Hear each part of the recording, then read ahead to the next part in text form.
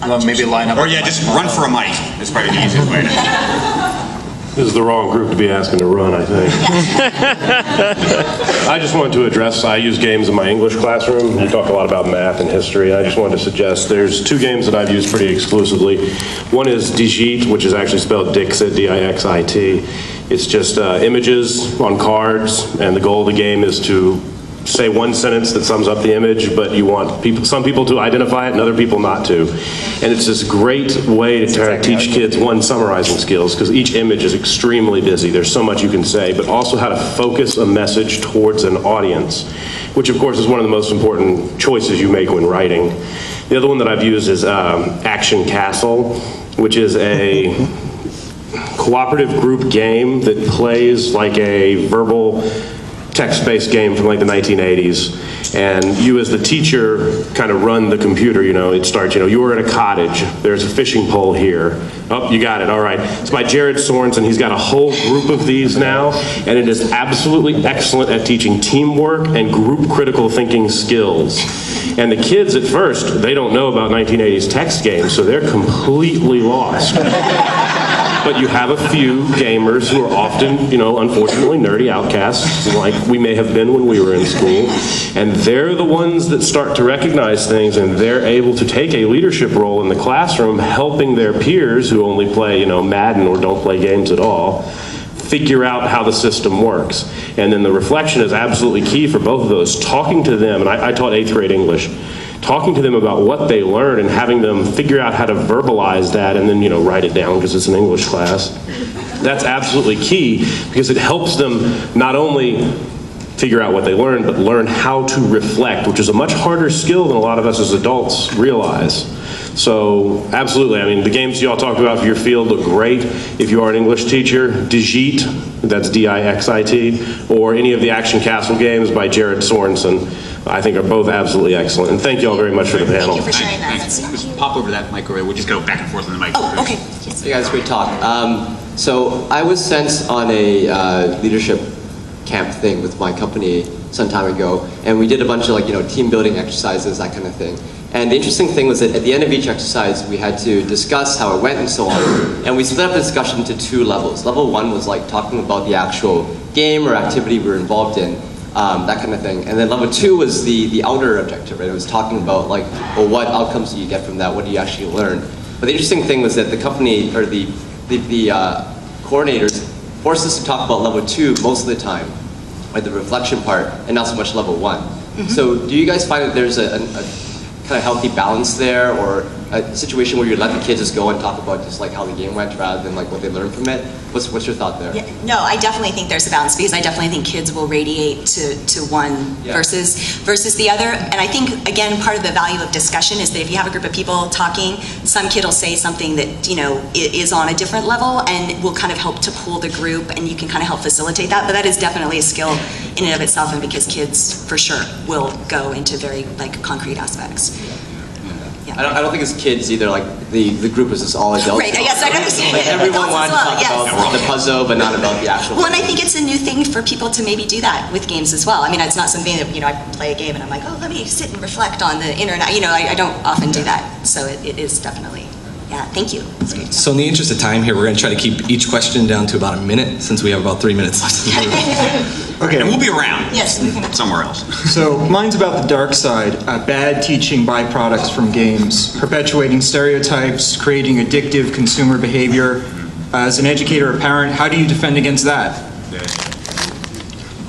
Well, I mean, each other one.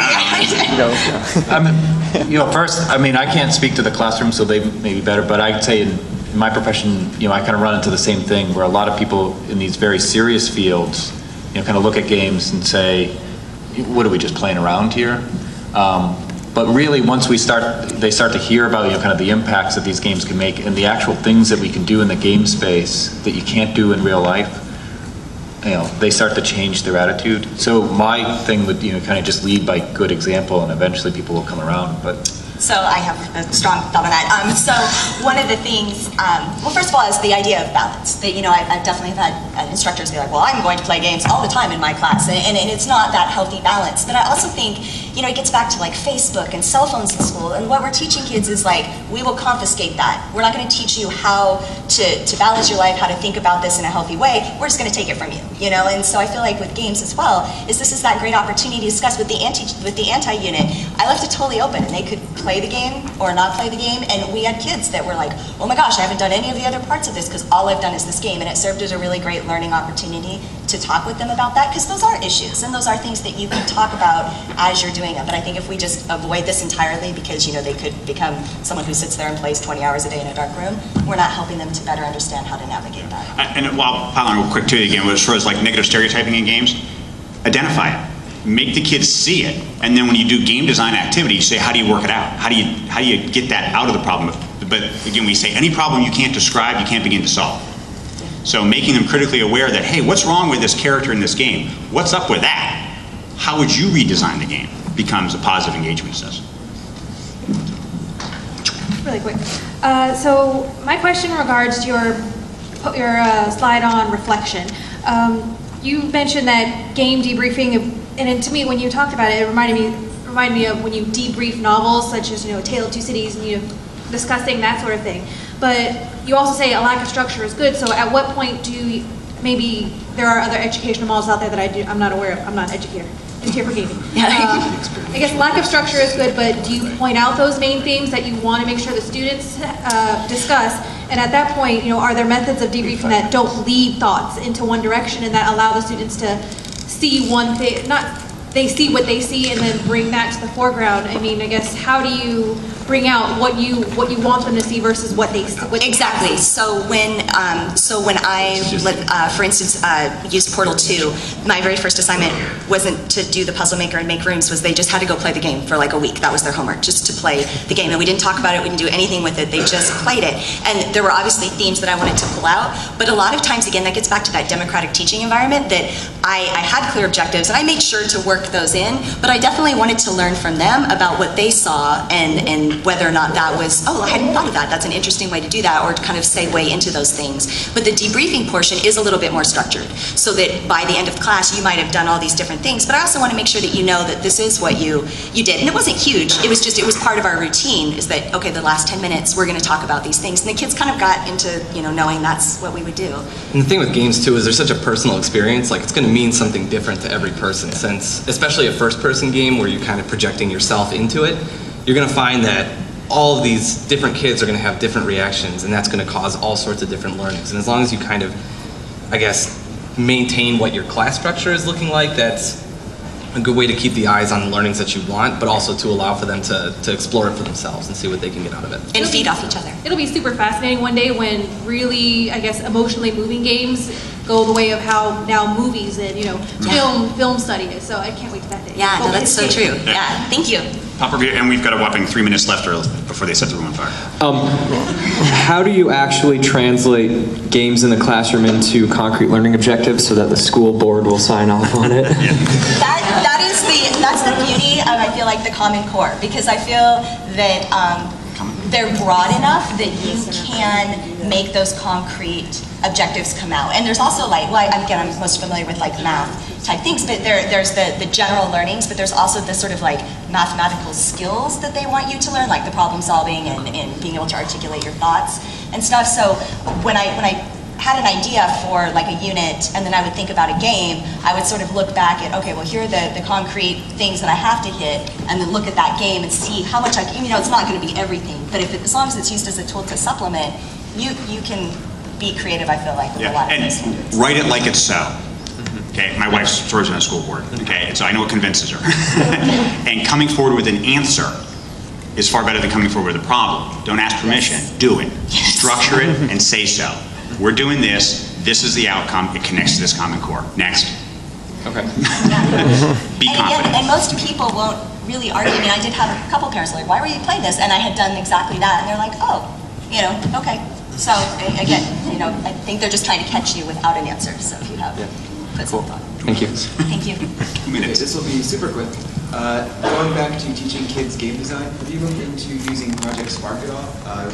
You know, I haven't yet, but I've heard about it, and I we were at another talk and somebody was saying that that was something they were really into, but I haven't used it yet. Have you had any? It's on my school floor today. Is it? Oh, well, there we go. Oh, cool. Yes. No, it's on my list of things to try. Thank you. Over here. I teach middle and high school Latin, and I'm really interested in using maybe role play or possibly like tabletop gaming to teach a foreign language. So in that sort of like teaching a foreign language, is there anything like I should avoid in terms, or any suggestions? In terms of like role play and that sort of like group interaction? We're thinking. Catch us in the hallway. Okay.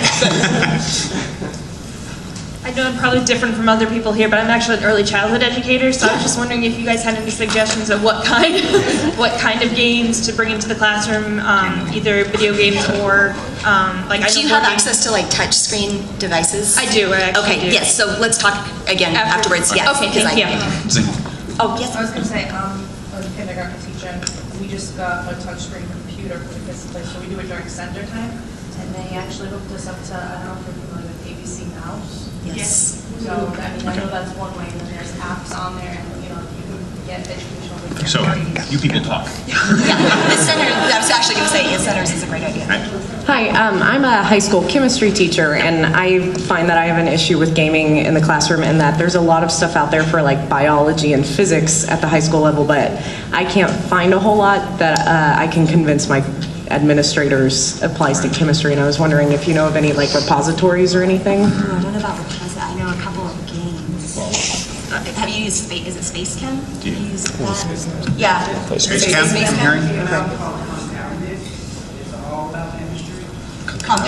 Compounded? And Space Chem. Boy. If you want to learn about compounding, the designer is in the tabletop area. Really? See, now you can write off packs right there. Done. Thank you.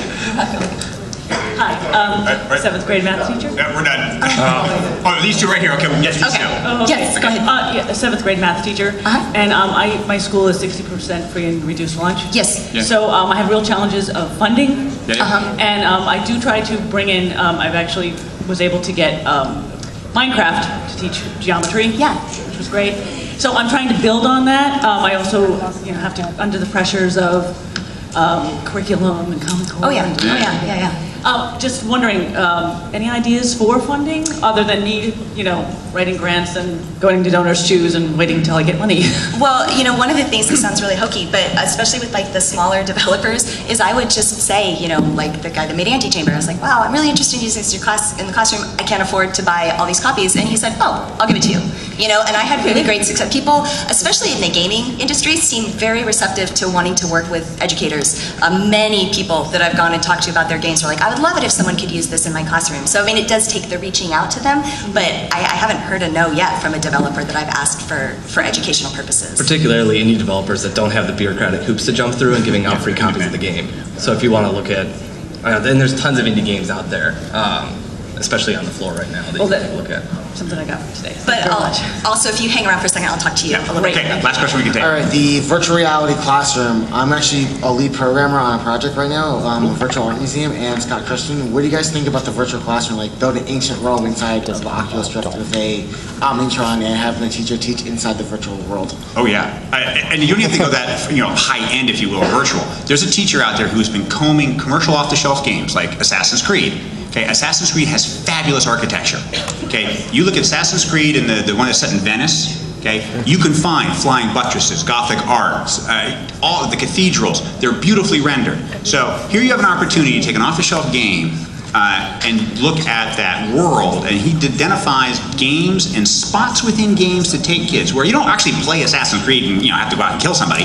It's the fact that he sends the kids on scavenger hunts within those worlds, finding that example of the flying buttress, finding that example at the piazza. And it's all mapped out. So yeah, we're all about, again, remember what I said, reality's boring. Okay, so the more we can augment it with either augmented reality, virtual realities, again, you gotta get past the funding piece, you gotta make a clear purpose for it, and tie it to the curriculum. Yeah, I'm all for all that. Yeah, it's playable here on the show floor at the Becker College booth too, if you can check it out. Thank you so much. Yeah, thanks.